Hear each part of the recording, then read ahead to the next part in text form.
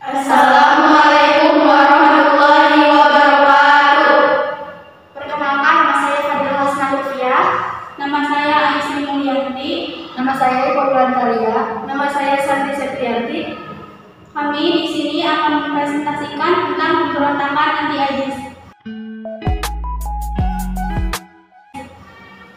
Biodata anti-ISIS. Andi Abdul Aziz adalah seorang tokoh militer Indonesia yang dikenal karena keterlibatannya dalam peristiwa anti-ISIS. Kelahiran 19 September 1924 baru. Meninggal 11 Januari 1984. Pasangan Jabida Aziz. Orang tua Andi Juwana Daeng Malungan Baset Pasha. Latar belakang pemberontakan anti-ISIS. Pemberontakan yang dilakukan di Makassar oleh anti-ISIS dilatar belakangi oleh konflik yang terjadi di Sulawesi Selatan pada April 1950. Kegaduhan tersebut terjadi karena adanya unjuk rasa yang dilakukan kelompok anti-federal yang mendesak negara Indonesia Timur untuk bergabung dengan Indonesia secepat mungkin. Di lain sisi, adanya permasalahan yang timbul dari kelompok pembentuk negara federal semakin membuat kondisi semakin gaduh dan tegang. Kemudian pada 5 April 1950, pemerintah menugaskan satu batalion TNI di Jawa dibangun Komando Mayor I. Victor Worang untuk menjaga keamanan di sana. Masyarakat pendukung federal menganggap bahwa kedatangan pasukan tersebut sebagai ancaman bagi mereka. Selanjutnya, pada pendukung federal bergabung lalu membentuk pasukan bebas dengan Kapten Andi Aziz sebagai pemimpin.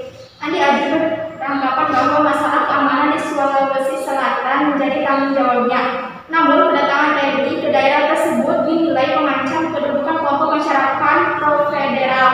Selanjutnya, pada kelompok masyarakat pro-federal ini bergabung dan membentuk sebuah pasukan bebas di bawah komando Kapten Andi Aziz. Hal ini menjadi pendorong terjadinya pemberontakan bersenjata yang terjadi pada 5 April 1950 di bawah komando Andi Aziz. Andi Aziz sempat diangkat sebagai kapten oleh pemerintah dalam acara pelantikan penerimaan bekas tentara KNIL ke dalam APRIS pada 30 Maret 1950. Hasutan yang diterima Kapten Andi Aziz dari Mr. Dr. Somokil untuk mempertahankan dengan Indonesia Timur (MIT) membentuk pemerintah pasukannya untuk menyerang markas Panglima Teritorium dan melucuti senjata TNI yang menjaga daerah tersebut. Kapten Andi Aziz juga berupaya menghalangi pasukan TNI yang akan mendarat ke Makassar karena dia beranggapan bahwa Makassar menjadi tanggung jawab bekas tentara Nial. Proses terjadinya pemberontakan Andi Aziz. Pada 5 April 1950, pasukan Andi Aziz menyerbu markas milik Tentara Nasional Indonesia yang ada di Makassar dan mereka berhasil mengambil alih bahkan menyandera Letkol Mokoginta. Setelah itu, untuk mengatasi pemberontakan Andi Aziz ini pada 7 April 1950, pemerintah mengirim pesan ekspedisi ke Sulawesi dipimpin Kolonel A.E. Kawilaran. Esok harinya 8 April, pemerintah mengultimatum Andi Aziz agar dalam waktu 2 kali 24 jam segera melapor diri ke Jakarta untuk mempertanggungjawabkan tindakannya. Mengetahui ultimatum tersebut, Andi Aziz berjanji akan datang ke Jakarta pada tanggal 13 April 1950.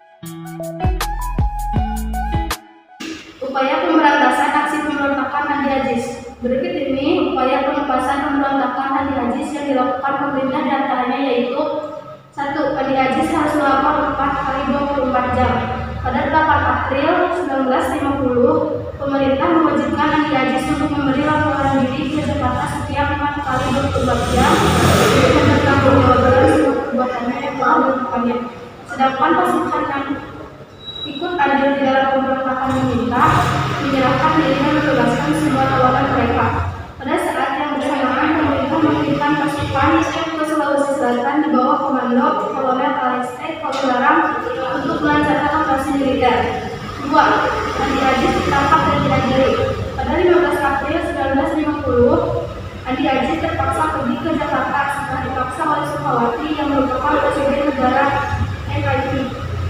Namun karena ini terlambat untuk melapor, maka Andi Aziz dihukum sebagai bukti tanggung jawab dari apa yang telah ia lakukan. Setelah sidang, Andi Aziz divonis 15 tahun penjara. Di bawah komando Mayor Hafi Borang, pasukan TNI berhasil mendarat di Sulawesi Selatan dan pada 21 April tahun 1950 pasukan tersebut dapat mengambil alih Makassar tanpa ada pemberontakan yang melawan. 3. Bentrok pasukan KMIL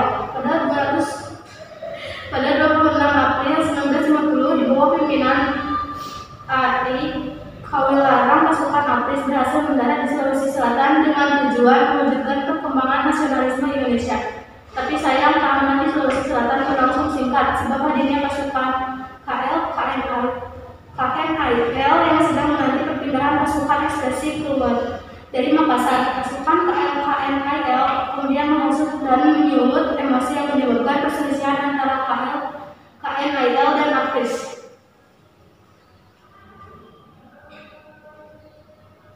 4. Peristiwa 5 Agustus 1950. Pada 5 Agustus 1950 secara mendadak markas Staf Brigade 10 Garuda Makassar diserang pasukan Andi Aziz namun pasukan TNI berhasil memukul mundur pasukan Andi Aziz.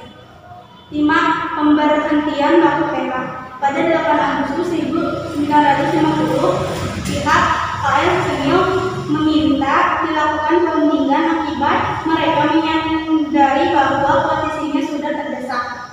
Akhirnya terjadi perundingan antara Kolonel A.E. Kawilarang dari pihak TNI dan Mayor Jenderal Stevelar dari pihak KMIL. Sebagai hasilnya mereka setuju untuk mengakhiri gencatan senjata yang menyebabkan kekacauan di Makassar dan pasukan KMIL dalam waktu 2 hari harus angkat kaki dari Makassar. Akhirnya pemimpin pemberontakan yaitu Andi Aziz dapat ditangkap dan diadili oleh Pengadilan Militer Yogyakarta pada tahun 1953 dan dijatuhi hukuman 15 tahun penjara.